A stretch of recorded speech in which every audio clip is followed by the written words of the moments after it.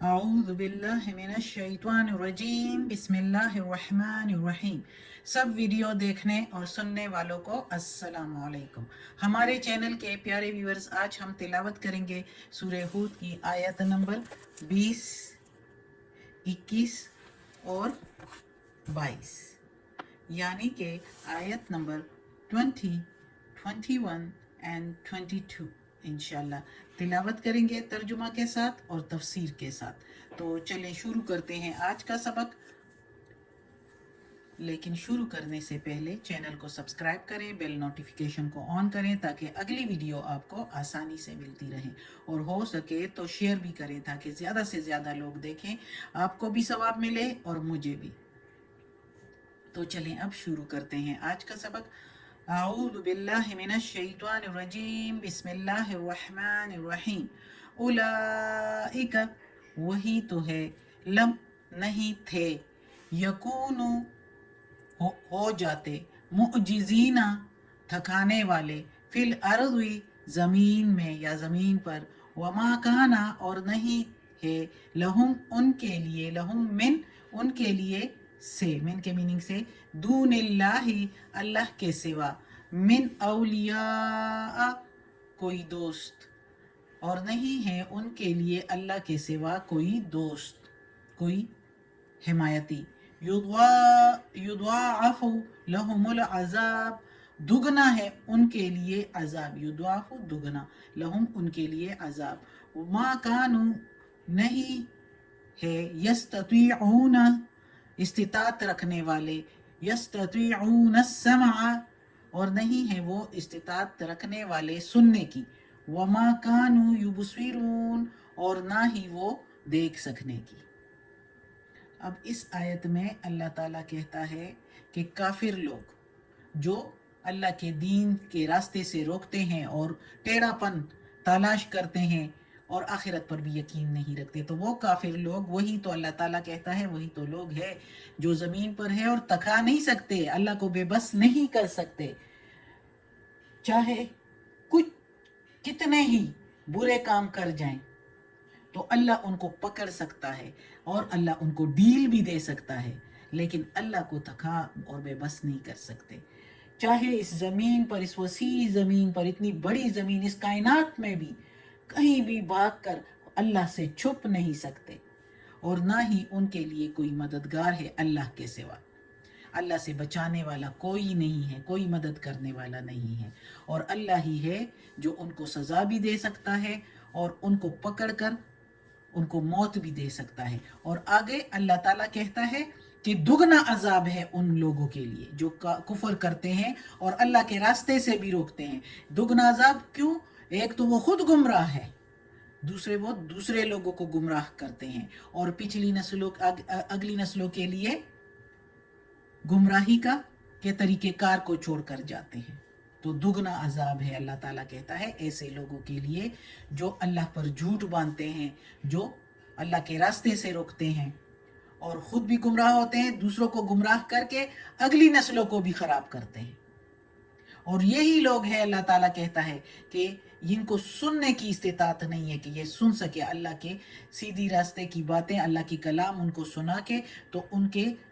कानों में पर्दे पड़े हुए हैं। सूरह बकरा में भी हमने पढ़ा है और काफ़ी जगहों पर और भी कुरान में जगह जगह पर है कि उनके कानों पर, उनकी समात पर और उनकी आंखों पर पर्दे डाले हुए हैं, इसलिए कि वो हद से बढ़ गए हैं। जब वो हद से बढ़ जाते हैं, जब कोई भी हद से बढ़ जाता है और अल्लाह के सीधी रास्ते की बातें सुनकर भी और उसको यकीन होता है, अल्लाह तो जानता है कि दिलों में क्या चल रहा है, दिमाग में क्या चल रहा है, तो जानबूझकर जब वो अल्लाह के रास्ते पर नहीं आता, हद दर्मी और जिद से काम लेता है, तो अल्लाह उनके दिलों पर मोहर लगा देता है। यानी वो फिर सुनते तो है लेकिन उन पर असर नहीं होता, इस्तिताअत नहीं है उनके, और देखते तो है लेकिन उस पर अमल नहीं करते, देख नहीं सकते। अल्लाह की निशानियों को देखते भी तो उनको देख नहीं पा सकते, यानी उस पर अमल नहीं करते, और अगर देखते और तो फिर तो वो हिदायत पा लेते, वो तो फिर सीधे रास्ते पर आ जाते, लेकिन उनको इस्तिताअत ही नहीं है देखने की और ना सुनने की। اگلی آیت ہے اولئک الذین، وہی تو لوگ ہے، خسروا انفسہم، خسارے میں اپنی جانوں کے لیے، نقصان میں، خسروا نقصان میں یا خسارے میں یا گھاٹے میں اپنی جان کے لیے، وضل اور گم ہو گئے، عنہم ان سے، ما کانوا یفترون جو وہ افترا باندھتے تھے، جو وہ جھوٹ بولتے تھے، جو وہ گڑا کرتے تھے۔ تو اس آیت میں اللہ تعالیٰ کہتا ہے کہ ایسے لوگ جو جان بوجھ کر جھوٹ بولتے تھے اللہ پر، کچھ پتہ نہیں، اور اپنے محمد صلی اللہ علیہ وآلہ وسلم کے زمانے میں ہی یہ کلام نازل ہوا ہے نا، تو ان کے زمانے میں وہ لوگ جو جان بوجھ کر دیکھتے بھی تھے کہ محمد صلی اللہ علیہ وسلم جو فرما رہے ہیں وہ سچ ہے، اور وہ معجزے بھی دیکھ رہے تھے، اور یہ اللہ کی نشانی، یہ کلام قرآن بھی دیکھ رہے تھے، تو یہ اس کے باوجود اپنے بتوں کو مانتے تھے، اپنے کوئی مشرکین تو بتوں کو، یہودی اپنے عالموں کو اور اپنے پیغمبروں کو، اسی طرح عیسائی بھی، تو جان بوجھ کر جو اس طرح کرتے تھے دنیا کی رونقوں کے لیے اور دنیا کی مال و دولت کے لیے، تو اللہ تعالیٰ کہتا ہے وہی تو لوگ ہیں خسارے میں اپنی جانوں کے لیے، اور گم ہو جائیں گے ان سے وہ سارے جو افترا باندھتے تھے، جو جھوٹ بولا کرتے تھے، جن کو اپنا معبود مانتے تھے، جو ان کے نظریات تھے، جو نظریات انہوں نے اپنے بتوں کے، اپنے عالموں کے، اپنے پیغمبروں کے بارے میں، اپنے دوسرے معبودوں کو، جس طرح چاند سورج ستاروں کو پوجنے والے، آگ کو پوجنے والے، تو یہ سارے جو وہ انہوں نے اپنے نظریات بنائے ہوئے تھے، اور اپنے جو گمان اور خیالات اور تعصبات جو ان کے تھے، یہ سارے ان سے گم جائیں گے۔ وَأَضَلَّ عَنْهُمْ، اللہ تعالیٰ کہتا ہے آخرت میں جب موت کے بعد دوبارہ کھڑے کیے جائیں گے تو سب ان سے گم جائے گا، اور جو خیالات اور بھروسے ان کو اپنے ان سفارشیوں اور حمایتیوں پر تھے، اللہ تعالیٰ کہتا ہے تو وہ سارے ان سے گم جائیں گے۔ سفارشی کس کو مانتے؟ جو کوئی بھی اللہ کے سوا کسی اور کو سفارشی مانے، جیسے بتوں کو، عالموں کو، پیغمبروں کو، تو اللہ تعالیٰ کہتا ہے کہ کوئی سفارش نہیں کر سکتا میری اجازت کے بغیر۔ جگہ جگہ پر اللہ تعالیٰ کہتا ہے بِإِذْنِ اللہ، اللہ کے حکم سے، اور اللہ کا حکم جب نہیں ہو تو کوئی بھی نہیں کر سکتا۔ تو اللہ تعالیٰ کہتا ہے کہ گم جائیں گے وہ سارے، ان کے بت اور عالم اور نظریات اور بھروسے، تعصبات، وہ سارے ان سے ادھر گم جائیں گے، پھر ان کے ادھر کچھ بھی مدد کے لیے نہیں ہوگا جب حساب کتاب ہوگا۔ لا جرما، اگلی آیت ہے لا جرما، نہیں ہے کوئی شک یا شبہ، انہم بے شک وہ، فی الآخرت آخرت میں، ہم الاخسرون،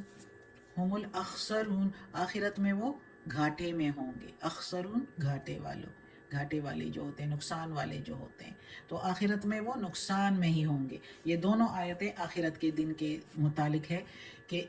اس دن پھر وہ نقصان میں، اور ان سے جو گم جائیں گے، جو ہم ادھر پڑھ رہے ہیں کہ خسارے میں ہوں گے وہ لوگ، اور گم جائیں گے ان سے جو وہ افترا باندھتے تھے، تو موت کے بعد یعنی پھر کوئی مدد کو نہیں آئے گا۔ اور ادھر بھی اللہ تعالیٰ کہتا ہے کہ اس میں کوئی شک نہیں، کوئی شبہ نہیں کہ آخرت میں وہ نقصان والوں میں ہوں گے۔ جو اللہ پر جھوٹ باندھتے ہیں، جو برے کام کرتے ہیں، اللہ کے احکامات کے مطابق زندگی نہیں گزارتے، تو وہ نقصان میں ہوں گے۔ کافر تو ہوں گے ہی ہوں گے، وہ تو سیدھا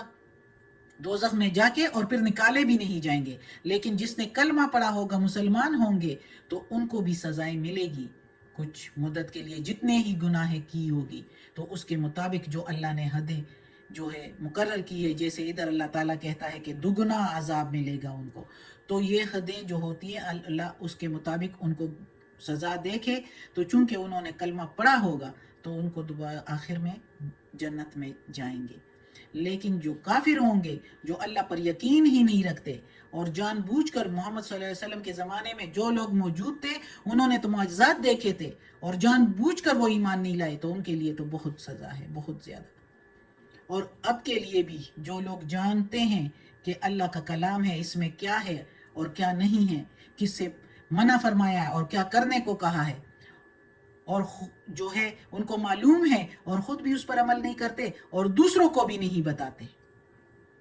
دوسروں کو بھی غلط راستے پر جانے کی جو ہے کے لیے بتاتے ہیں، تو وہ لوگ دگنے عذاب میں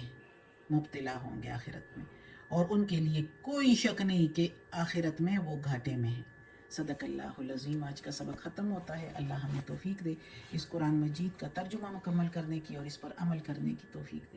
یا پروردگار، یا رب العالمین، یا مالک یوم الدین،